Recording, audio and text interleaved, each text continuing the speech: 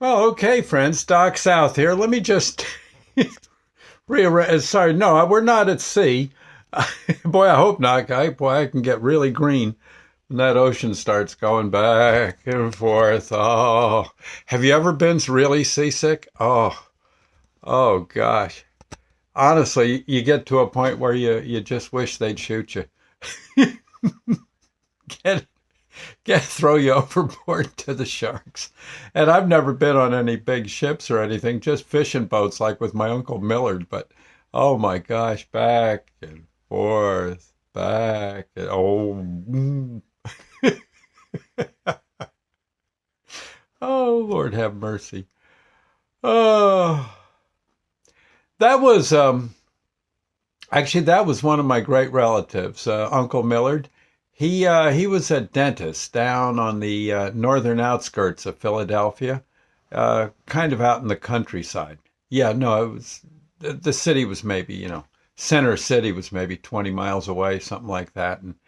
But he was really cool. He was a dentist. Yeah, he was a dentist, and he'd I guess he had his practice again in the like I said in Philly, but then he had a home on Barnegat Bay. Yeah, he had like a summer home, and boy, that was Shore Acres. It was called. By the way, the whole place was ruined in that big hurricane that came through. What about five to 10 years ago, something like that? Yeah, wiped the all the houses on the peninsula just washed into the canals and stuff, and or into the bay, depending on how the wind was blowing when the house let loose.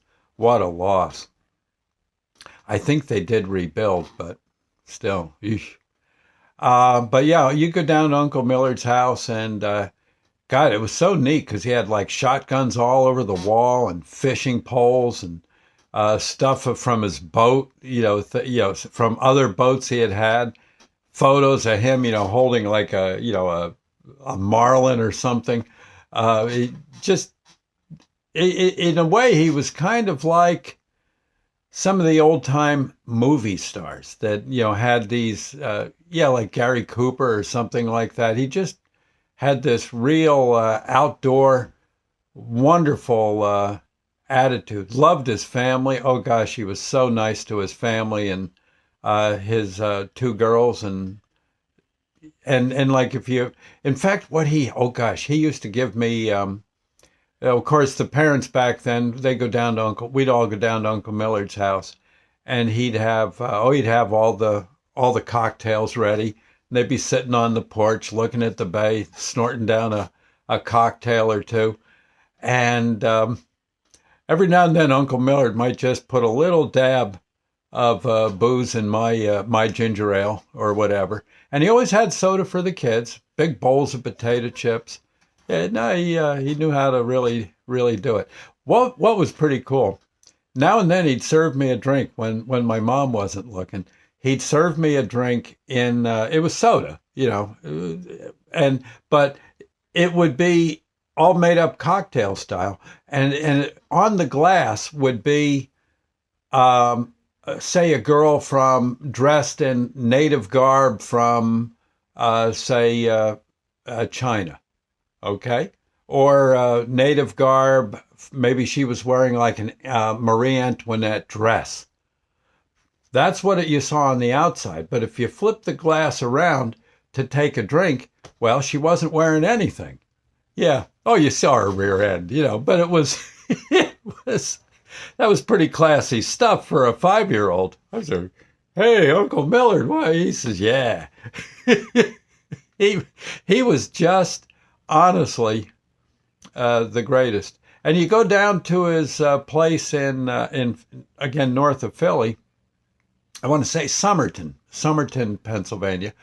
Uh, he had his dentist's office there, and he'd check you out. He says, "Come on, let me go do a few fillings for you." And he says, "No, it won't hurt a bit," And generally, he was a very good dentist, and he didn't charge my parents. He just said, "Here you go." Took care of the kid. His he won't have any trouble with fillings for a while. He's got one tooth there's going to come loose soon. Just you know, if you want, I'll yank it right now. It won't hurt. And I said, well, sure. Now Uncle Millard would pull it. And then he'd give me a buck or two for yeah, well, like you do with teeth. Yeah, yeah. He was a nice fella. Had the I think I may have said no. He had this. Maybe I didn't. He had this wonderful, even-tempered, beautiful collie named Blaze that would walk around the house. Blaze would actually sit there sleeping in the dental operating area. Yeah, he'd be all conked out, or he'd come sit with the people who were waiting to go get their teeth drilled. Oh, just I don't know, just neat. They had I know whenever you ate at Uncle Millard's house, you had a treat too, because they had a lot of houses back in those days. Now we're talking 60, 70, 80 years ago. Uh, had breakfast nooks.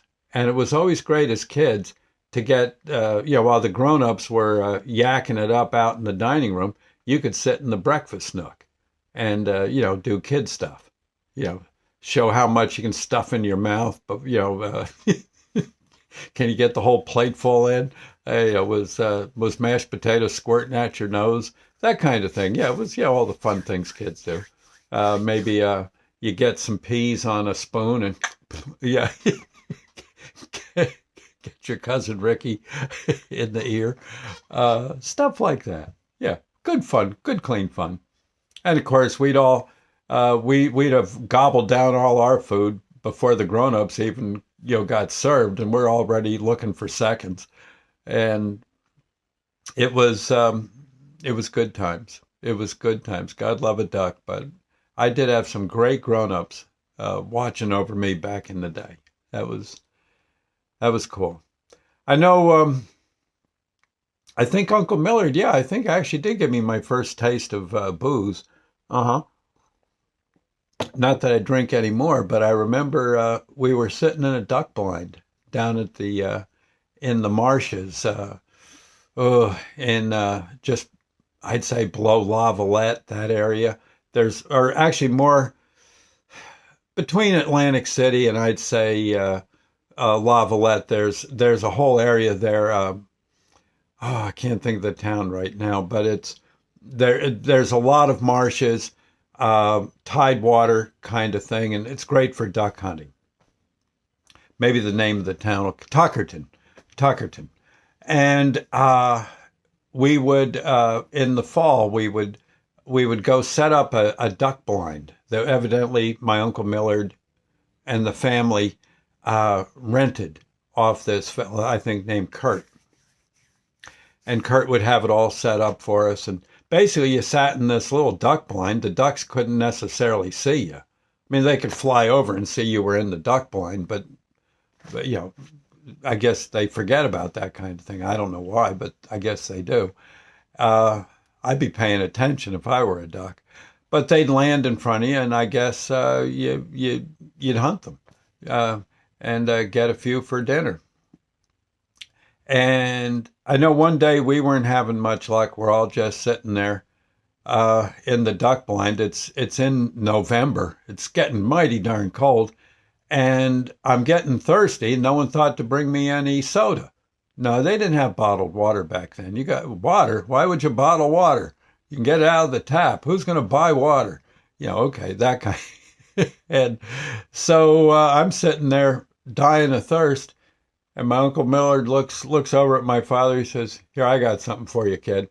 And he hands me a flask of whiskey. He says, "There, that'll quench your thirst." And I glug glug. Oh man, nailed. Oh.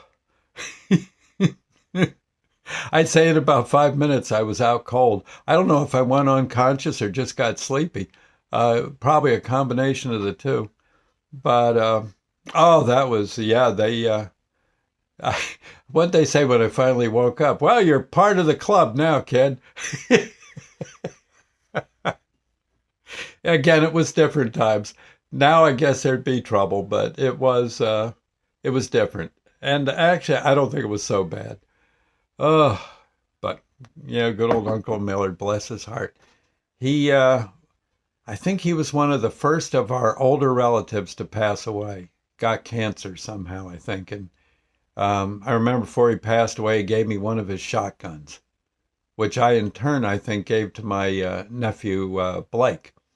Yeah. Uh, so when he got back from the Marines. So Blake's been keeping a pretty good eye on it. And, well, there you go. Anyway, I know, just rambling like a fool. I'll see you later, friends, and God bless. I hope you too had an Uncle Millard in your life. Huh? Okay, I hope so. I'll see you later. Bye now.